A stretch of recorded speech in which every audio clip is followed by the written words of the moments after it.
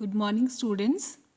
Today we are going to study the essay The Worship of the Wealthy by G.K. Chesterton. G.K. Chesterton, educated at St. Paul's School and the Slade School of Art, was famous for his brilliance and wit, allied to great common sense and good humor. He was a prolific writer on library and social subjects and was a poet and dramatist as well as an essayist and critic. The Napoleon of Notting Hill, The Innocence of Father Brown, and the play Magic are especially notable among his numerous works. The Worship of the Wealthy is a reflective essay which talks about the tendency of flattery. The writer feels that there has always been a tendency of flattering the rich and the powerful. He says, in more straightforward times, flattery itself was more straightforward. Falsehood itself was more true. A poor man wishing to please a rich man simply said that he was the wisest, bravest, tallest, strongest, most benevolent, and most beautiful of mankind. And as even the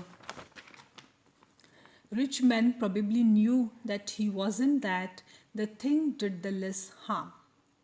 When courtiers sang the praises of a king, they attributed to him things that were entirely improbable, as that he resembled the sun at noonday, that they had to shade their eyes when he entered the room, that his people could not breathe without him, or that he had with his single sword conquered Europe, Asia, Africa, and America.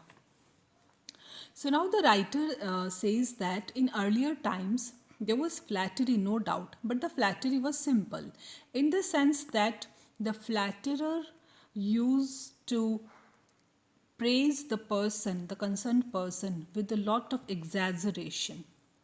So that was that. It was clear that he was exaggerating. But in today's times, the flattery is a bit vicious, and how that is, the writer explains. The writer feels that such outright flattery was honest. The moderns have invented a much subtler and more poisonous kind of eulogy.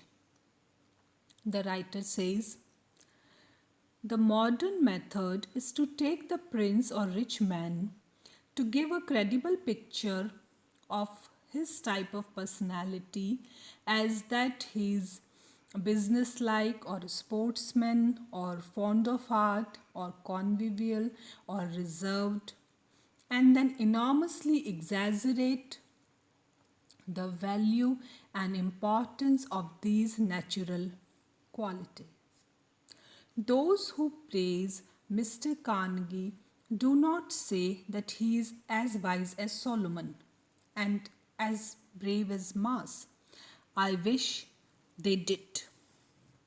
So the writer is trying to say that in today's time, the flatterers, they attribute certain qualities to the people to whom they are indulging in flattery, and then they give some other aspect to those qualities, which is a bit unconvincing as regard to the plain and simple flattery of earlier times. So students, that is it for today. In next lecture also we'll continue with this essay. Thanks.